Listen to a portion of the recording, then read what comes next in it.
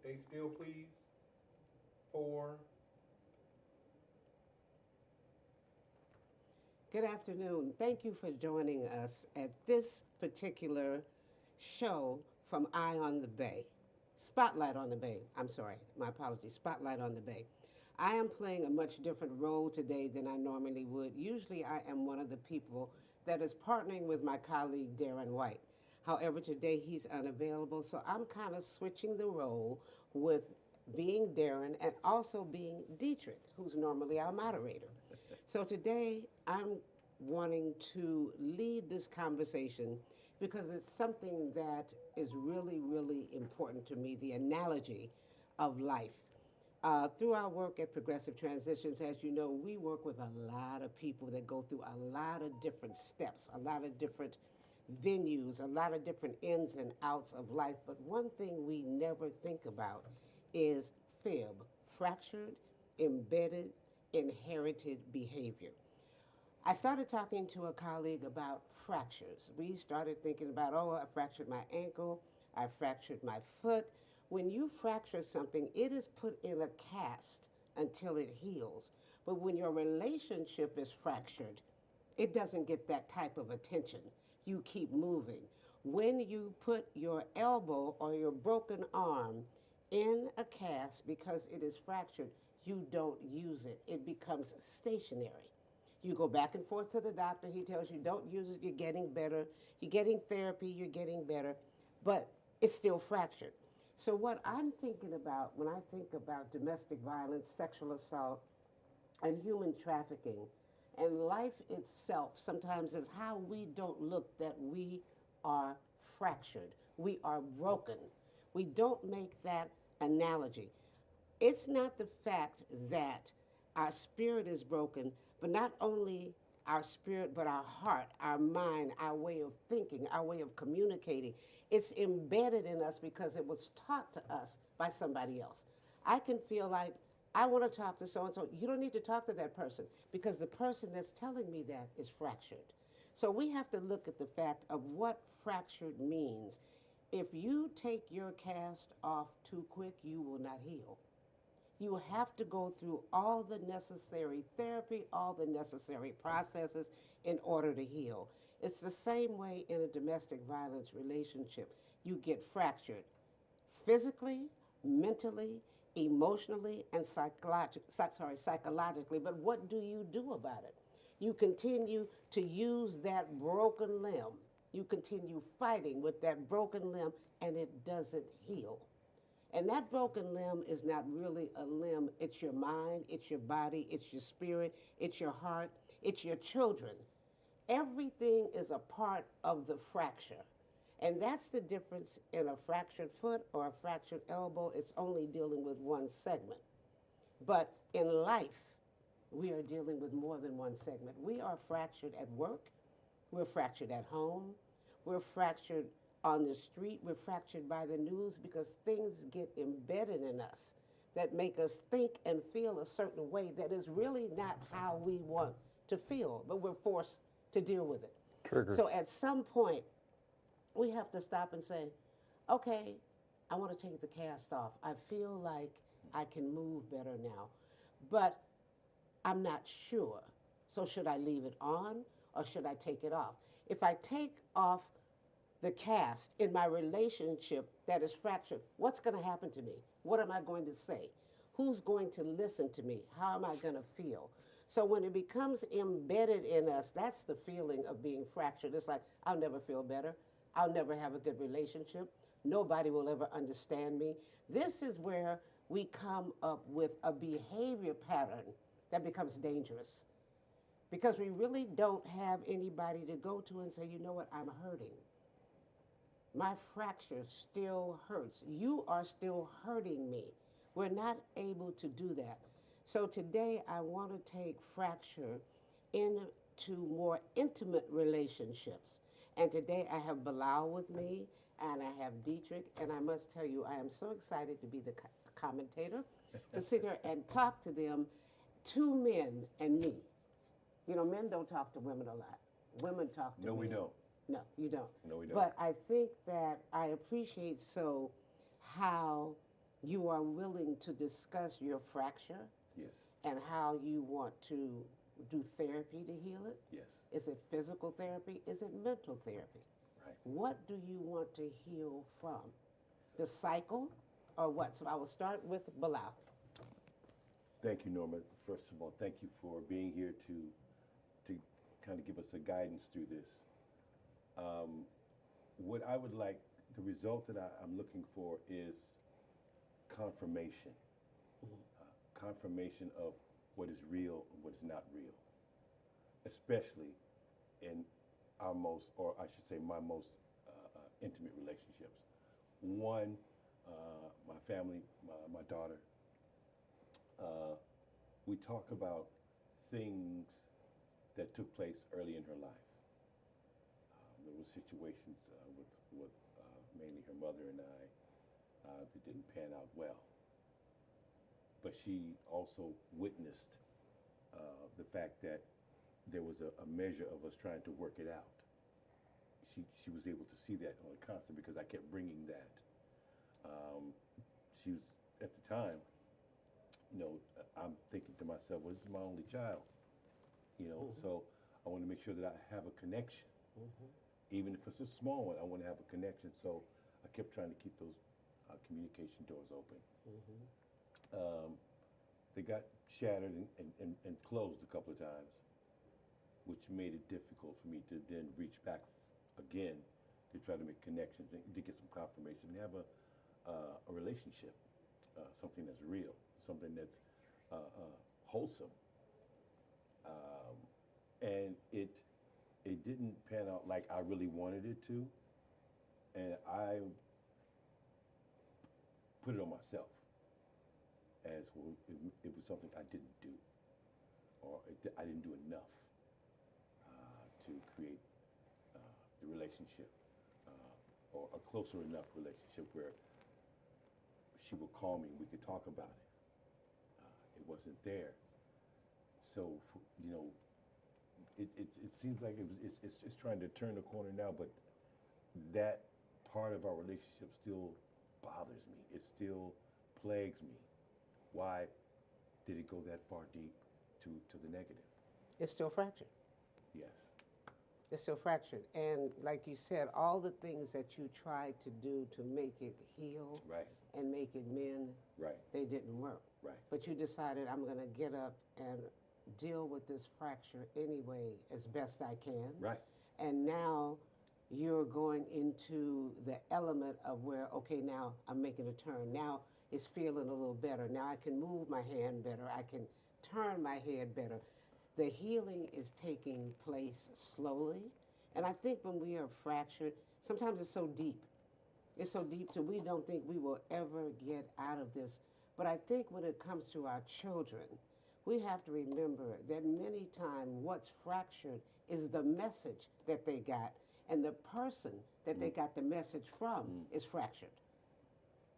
Okay. So hurt people hurt people.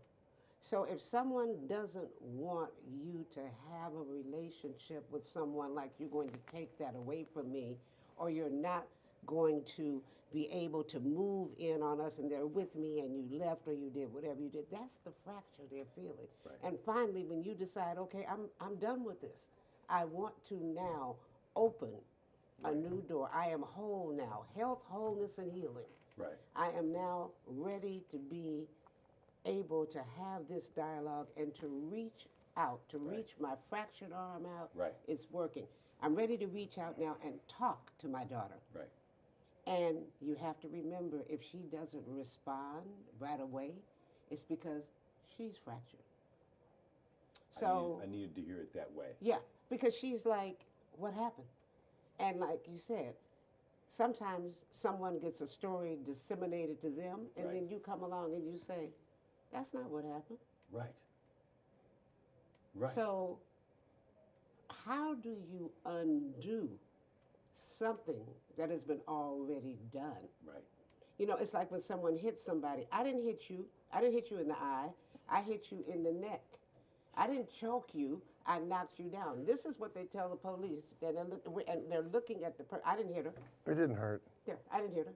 but she's got a black eye. Well, she fell and hit her head. Right. So again, we have to start looking at the realization of what goes on in our life and give it a name. But compare it to something. Give it a name. It's not just a father-daughter relationship that didn't work. Right. It is my wife and I didn't get along. So Right. now it's going from wife to you to daughter to her Right. back to you, and now the daughter is trying to figure out how I can work through this. It's fear. A lot of miscommunication there. Yeah, it's fear. Okay. Yeah, it's like I want to believe you, I want to listen to you, but if you tell me this, how can I take it back to my mom and say, Right. you know what? I found out that it wasn't what you said. It was different. Right. Yeah, So in my mind, yeah. I'm thinking, did she do that? And what happened? If you did it, what did your mother say in response to you mentioning that? Right, but remember, when you're dealing with a fracture, it's fragile. Fracture is fragile in Yeah. people, in our bodies. Our mind gets fractured. Right. So we're like, I don't want to deal with that. So if you're going back and talk to her about that, I don't want to talk about it. True. If you're going to your mother's house and tell her that I hit you and you call the police, I'm not going back over and visit her ever again. We start to pull back. True. So fracturing is not only physical, it's mental, it's emotional, it's psychological. It is damaging. Well, this it one's doesn't totally emotional heal for right. me. Yeah, It's emotional Yeah. for me yeah. because I've always tried to have a relationship, but it always came up to this line that she wouldn't walk across. Now, after a certain amount of time had elapsed, then there was lines that I didn't want to cross. Right, right. I said, Right. oh, okay, well, are you making me have to accept this? You know, do you want to have a relationship or not? Let's just put it straight here in the front of each other so we can go yay or nay. It's not a yea or nay process. Right, Yeah, and it's I not, didn't yeah. want it to be that definite. That definite, yeah. That definitive, yeah. Right, but I didn't know what else to say, Norma, really. I didn't know how else to come at her, in regard to, look, how are we going to, rebuild this? So she responded by saying, well, I'm confused on from your side and from mom's side, because mom's telling me this, you're telling me that. I said, okay. I said, well, I don't want to confuse you. I said, so in regard to whatever it is that she's saying, I have no response unless I know the situation of what you're talking about. I said, but I'm not going to add into the issue that could be a problem. I just want to know, where can we start to have a relationship, an honest one. How can we put all of that behind us? Right. And I think when our relationships have been fractured, and some of them have been severed because of the fracture, we have to figure out how we're going to tell somebody, look, that it's not saying I don't want to relive it, but I want us to start fresh. Yes. Yeah, let's just start fresh. And that's the same thing. I want to deviate back. That's the same thing in a domestic violence relationship. A lot of times we had a fight. Okay, it's over with, it's done. I don't want us to keep reliving it. I don't want you to keep sleeping on the couch. I don't want us to, I want to be able to come home and come in the door and not have to schedule my visits. How do we get past that? But again, we got to look at the fact that you hurt me. Right. So a fracture hurts. And it's a fracture on both sides. It's a fracture on both sides. We always think sometimes that the perpetrator isn't hurt, but the perpetrator is actually very fractured. That's why they do what they do. In a domestic violence relationship, the person that raises their hand and does fatal peril and draws back and does something, when they walk out of that door and get in their car and leave you there, they're really hurting on the inside. But society teaches us, don't believe him. That's what he does. True. Yeah, don't listen to that. This is what we do. This is what we tell people. That's what he does. So with your daughter, you're reaching out, you're extending the olive branch, you're telling her, look, I'm your father, not I'm your father, and you should listen to me. I'm your father, and I want to have a relationship with you. Right. How are we going to do it? Right. You got to think, you got to get creative. Right. Yeah. Are we going to Starbucks? Are we going out to dinner? But at the same time, you're not trying to buy her. But Right. but you're telling her, I just need where you and I can sit down and talk about us. Right. And that's what never happens in a fractured relationship of any kind. There's no us. There's you and there's me. Right. And so how do And- we come together? Yeah. Well, I know that we've come to the point to the let's see, come to the table. We've come to the fact, to the point of where we do call each other now. Oh, good. That's a We're- start. Right. It's a start, and you know, because she has her daughter, Who is your granddaughter? my granddaughter, and I'm again, you know, pining to keep a door open Mm-hmm. for a relationship with her and my granddaughter. Mm-hmm. Okay, so but I just with us starting to at least call each other right now, it's Mhm. kind of a good thing. I thought that would cease and desist. I really did. Mm-hmm. But I think she's now standing on her own mindset Mhm. with what she wants to bring to the relationship now. I'm feeling that. Good, good. And you have to allow her to process it the way she wants to process it. Okay. You can't say, well, I told you this, I shared that with you, I shared that with you, I Right. did this. Okay, so now what do you want? Right. What, yeah, no, it's like you're giving her the time. I've had that. Yeah. Just so you know. Yeah, yeah. I have. Yeah, you're giving her the time, you're giving her the space. If she doesn't bounce right back, you're still not walking away. Right. You're not going to re-wound her. You're not going to refracture her, because if you turn around and say, I'm done, I'm not going to try to do this with you anymore, she is going to be refractured. Yes. So you just got to give it time and space and time to heal. And it may not come as fast as you want, but persistence. Well, that's really. Yeah, That's yeah. really it. Persistence is. Right. It's like going to physical therapy. You're like, okay, I'm done with this, but I got to go once a week to Right. heal my fracture Right.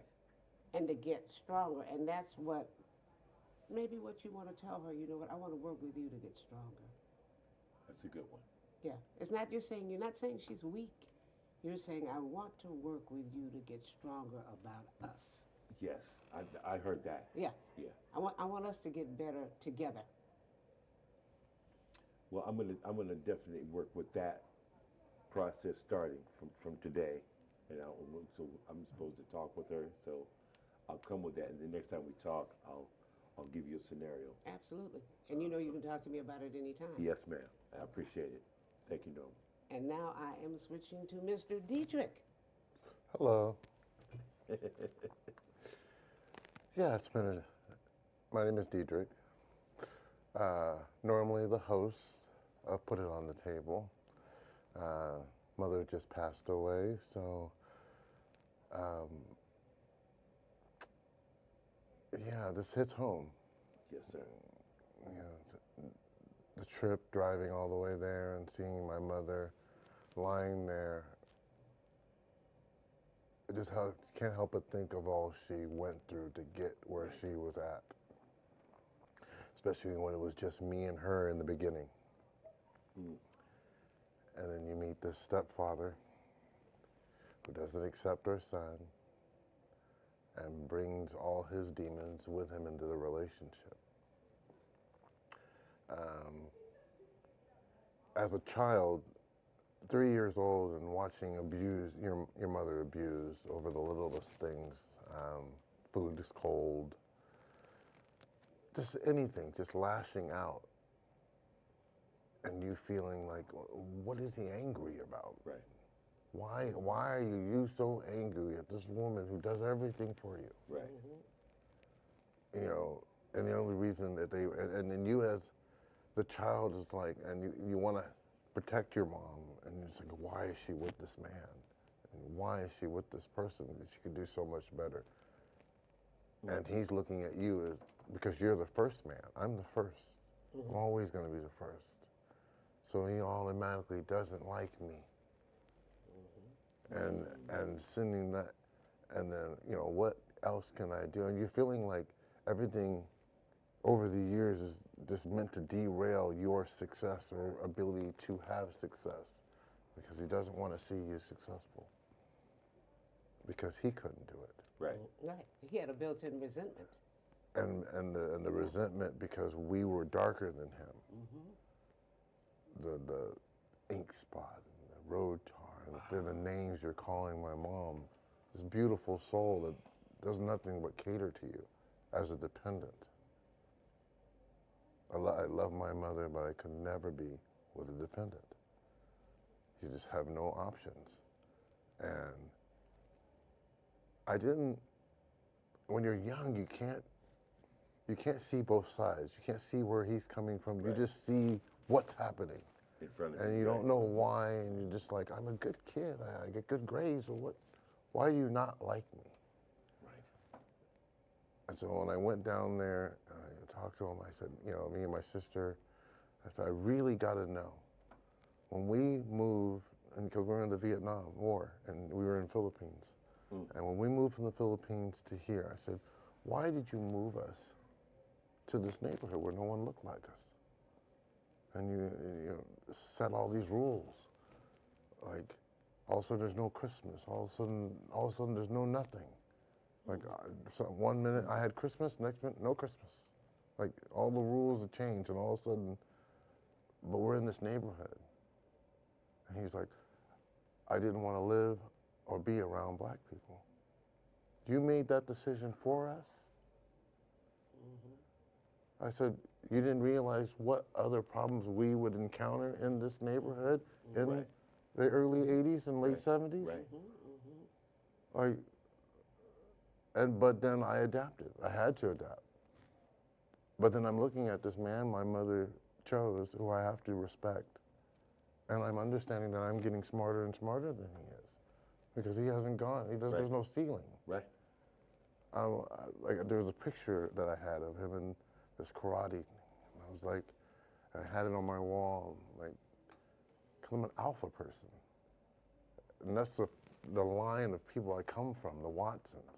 Right. It was just nothing like him. And then the children were coming. And I was like, and they were nothing like me. Wow. And then he said he had got attacked in his neighborhood. His father had passed away because he was beat to death in the alleyway in the early 60s Okay.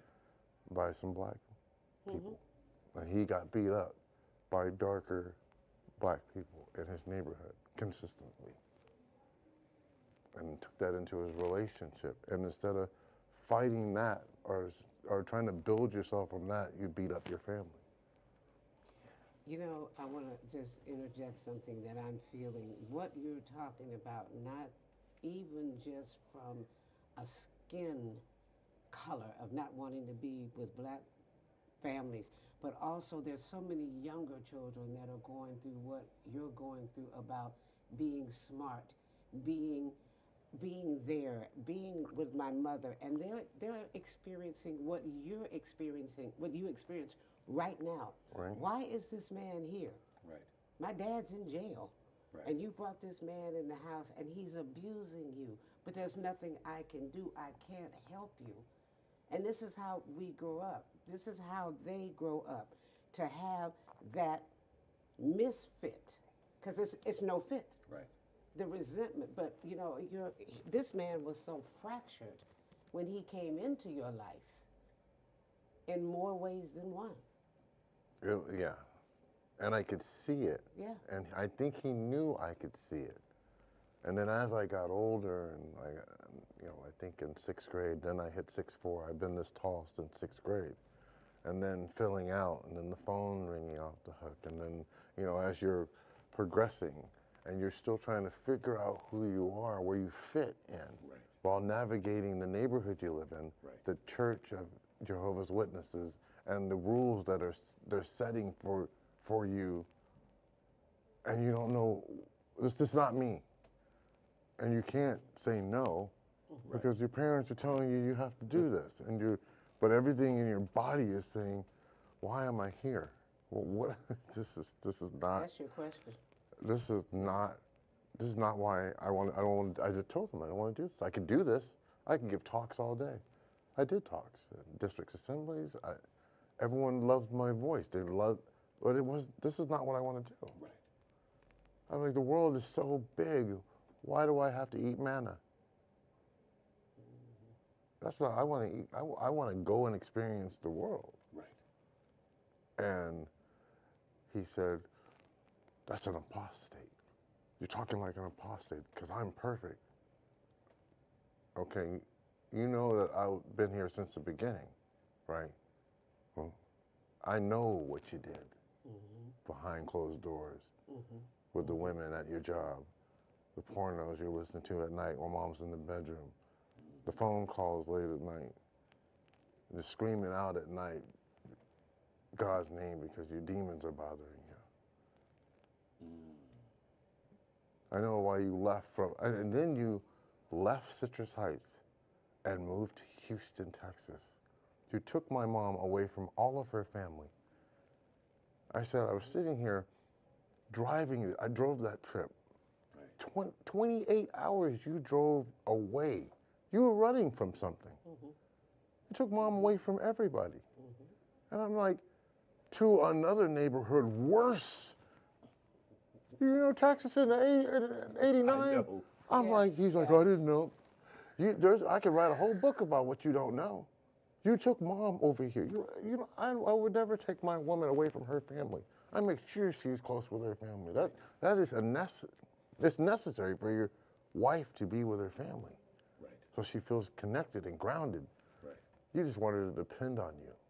But Dietrich, when you have those wounds that don't heal, they're undiagnosed, they're unaddressed, they're never looked at, they're never talked about because somebody wouldn't dare approach that subject or Right. those subjects with him, he's going to stay in that cycle.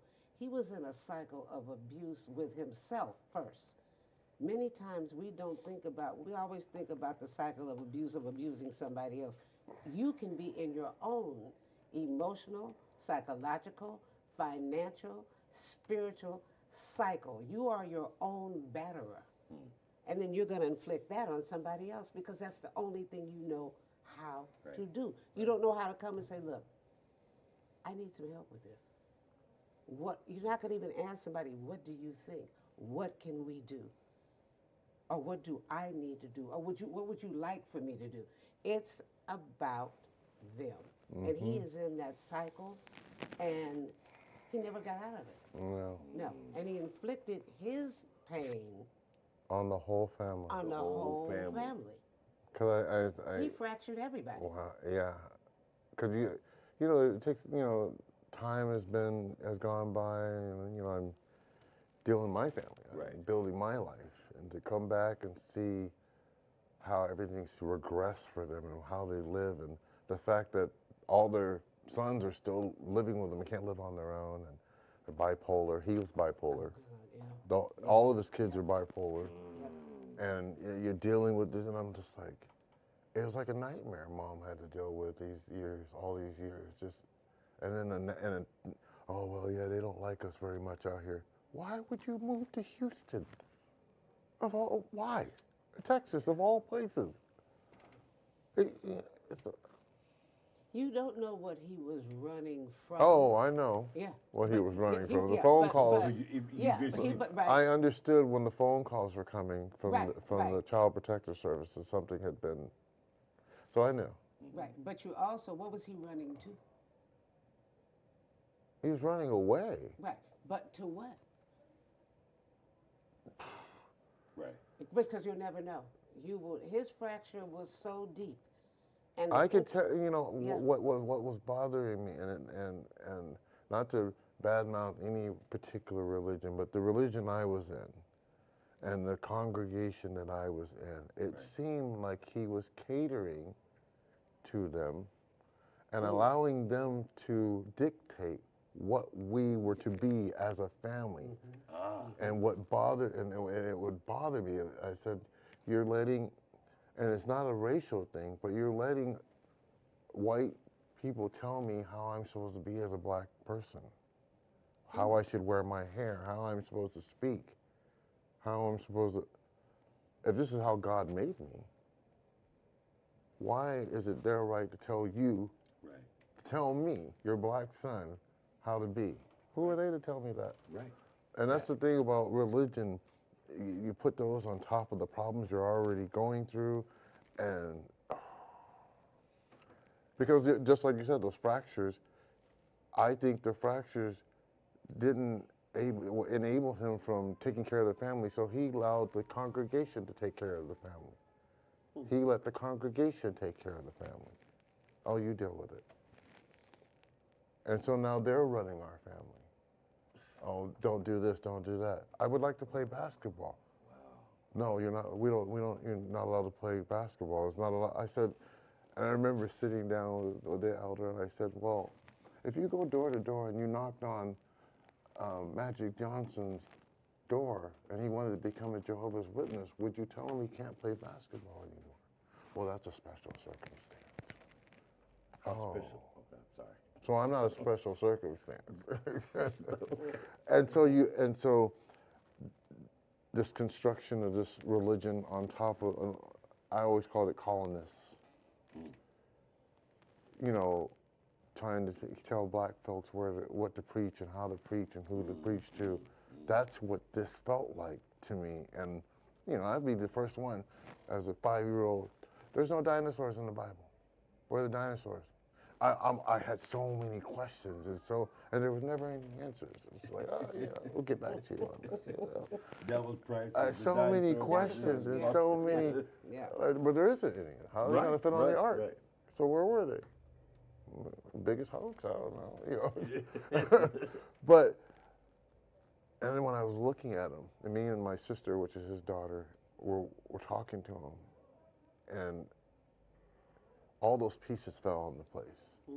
So I'm 53, and I've hated this man. He's never even met my son because of what he did to my mom and all these things, and me just trying everything not to be like him. Right.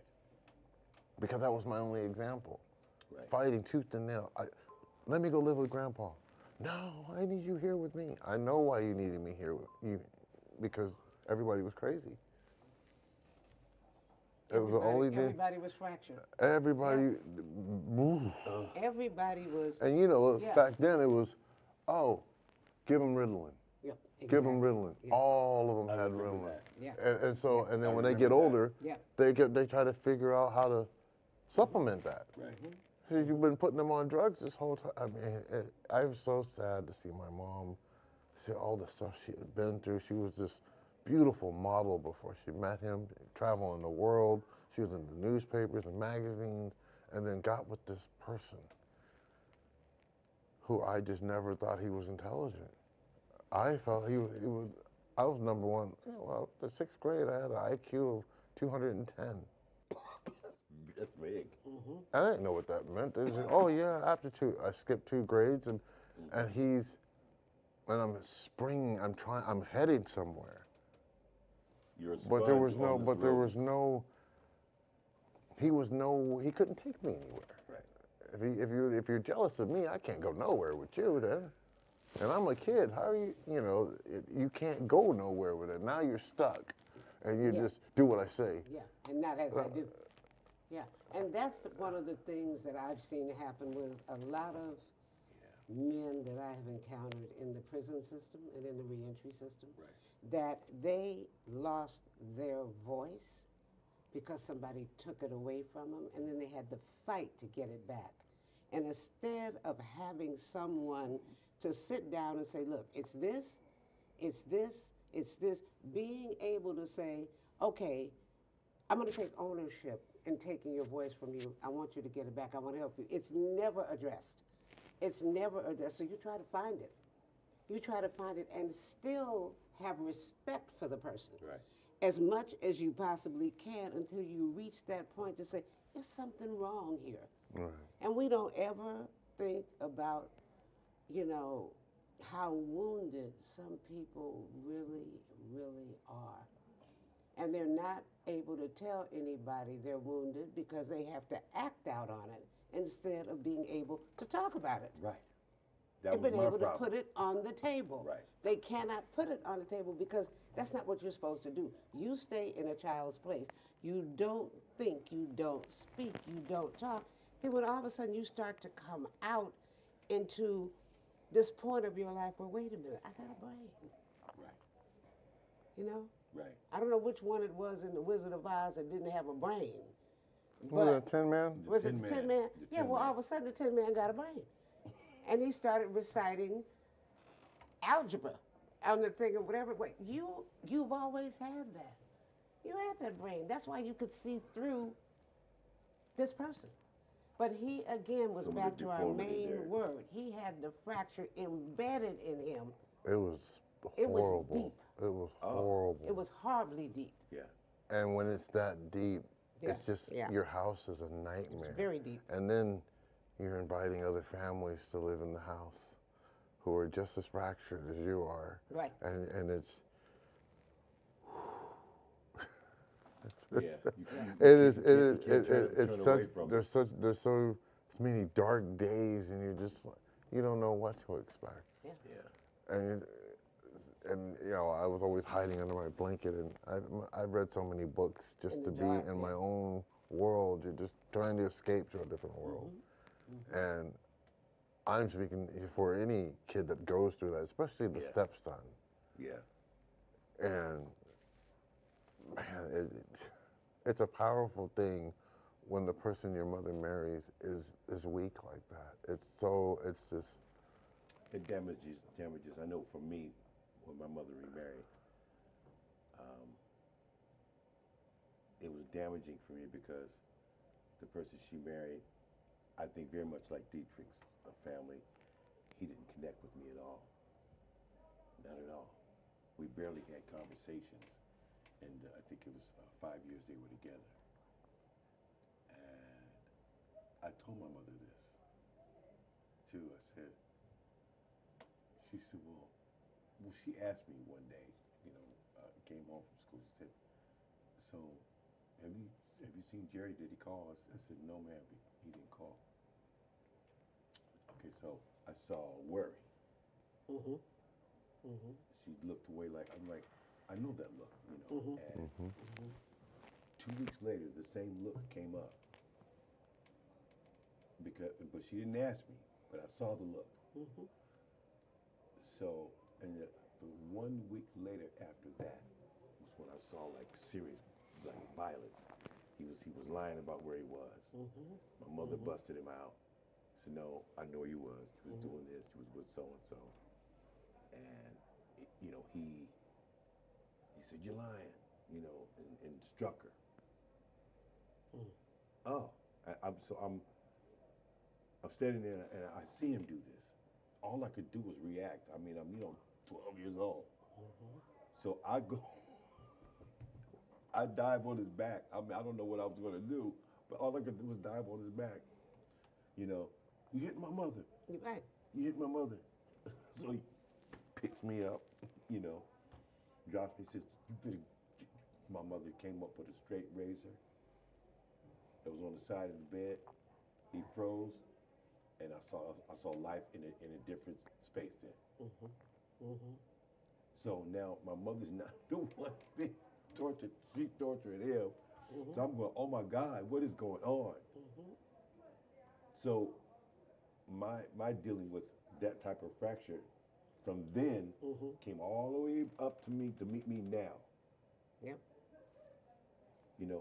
But I never got clarity from that. Other than was what happens in families. Sometimes the mom and the daddy don't. Well, that's how we're conditioned. This is what happens. Yes. Everybody pulls a straight razor, somebody takes a skillet, hits somebody backs. And when people tell me, well, this is just how it is in my house, I'm like, that's how it is in your house, or that's how it was. or Right. did you bring that with you? Well, this is all I know. Right, It's But how it sometimes is you're afraid in to a learn lot of something homes. else. Yeah. right, That's how it- Sometimes you're scared right. because you have nobody to take it to within your family, so it just gets in that cycle. Right. And you go to your sister and say, you know what? I want to change what I do. I don't want to be like dad. I don't want to be like mom. I love them, but I want a different life for myself. And that person can look at you and say, why? Why do you want to be different? What do you want? Because when we have been in this cyclone like a tumbleweed, Good and word. it gets bigger and bigger and bigger, and then it just, once it reaches its maximum, it's just going to keep spinning. There's unless so somebody many says, people "I'm in done." that cyclone. There's so many Yeah. people that can't get to that other higher of illumination of thought to where we are from, our core existence as black men, as alpha black men, Right. as leaders, as kings, as warriors on this planet, have lost that. The queens that respected their king lost that. And that's They've the problem a lost lot it. of our young black men are having now. They Right. don't have it. They don't know about it. Right, they didn't get it. They didn't get They it. have, it's in there. Yeah. And But people just have to believe it and pull it out because we're born with it. But so programmed to diminish who we are. No, keep Yes, that, So they sat there and they watched us from afar to learn how they could get to us. Those peaceful people, the strong men, the Hutus, the Tutsis, they're sitting there just watching. How can we take everything from them? The richest continent on the planet was Canaan, Africa. And they took it. yeah, yeah, and we have, you know, And- when we talk about all of this, we have centuries of fracture. Centuries. Centuries. that, Centuries. That's what's big, that's Yeah. what's mind-boggling. Yeah, we have And centuries. when you of- talk about it to youngsters, they don't realize, like, you know, we come from royalty. Yeah, Our people For come them from to royalty. even understand that The image. fact Yeah. that we have gone through the slavery and the beatings and the killings and the forced everything, Right, breeding yeah, sons with mothers, the forced breeding, all the things we went through in the South to kill a person's culture, to kill where we come from. to So fracture you. It fracture us from To never fracture you, never yeah. knowing where we're. That's why. fracture you. Why do you think the noses are shot off in Egypt? Nobody can deny that nose. Right, right. And when you think about True. all that's going on now with our young children and our middle-aged children that are 14, 15, 16, who we see on the news who are breaking in cars or doing whatever they're doing, mom sometimes, who has been the only one that has remained there trying to put the pieces together We can only do so of much. the broken plate, Right. trying to straighten the bone Right. out that's Right. been bent for so long. She is it. yeah, You know, and we have to start to think about, you know, I tell parents all the time if I'm at a school or something, I always tell kids, let me talk to your mom. Oh, you don't want to talk to my mom? And I'm like, okay, you know. And I'm like, you don't want to talk to my mom, Miss Ward, you just don't want to talk to my mom. And then I'll wait a couple of weeks and I'll go back and I'll say, so tell me what's wrong with your mom. What isn't wrong with my mom?